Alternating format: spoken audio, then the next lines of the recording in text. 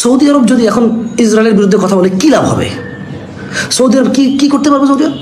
But ফিলিস্তিনের পক্ষেও যদি সৌদি আরব বলে যে আমি সঙ্গে, সৌদি আরব কি করবে? সৌদি আরব কত ক্ষমতা আছে? আপনি মনে করতেছেন সৌদি আরব যদি বলে যে আমি ফিলিস্তিনের সঙ্গে আছি, বাংলাদেশ, ইন্দোনেশিয়া, মালয়েশিয়া, কাতার, কুয়েত, ওমান, ইরান, ইরাক, তুর্কি, আফগানিস্তান, পাকিস্তান, এই সব মুসলিম অধ্যুষিত এলাকার সবাই বলবো যে হ্যাঁ সৌদি আরবের সাথে যে আমরা যুদ্ধ করব? কেন? For what reason? For what reason? Saudi Arab যদি ইসরায়েলের সাথে লাগে, সৌদি আরব যদি আমেরিকার সাথে লাগে, আপনি কেন এটা আশা করেন যে সারা পৃথিবীর মুসলিমরা সৌদি আরবের পক্ষ নেবে? তো পক্ষ তো ফিলিস্তিনেরও নিচ্ছে। বাংলাদেশের রাস্তাঘাট বন্ধ করে মিছিল মিটিং হচ্ছে, আমেরিকার রাস্তাঘাট বন্ধ করে মিছিল মিটিং হচ্ছে।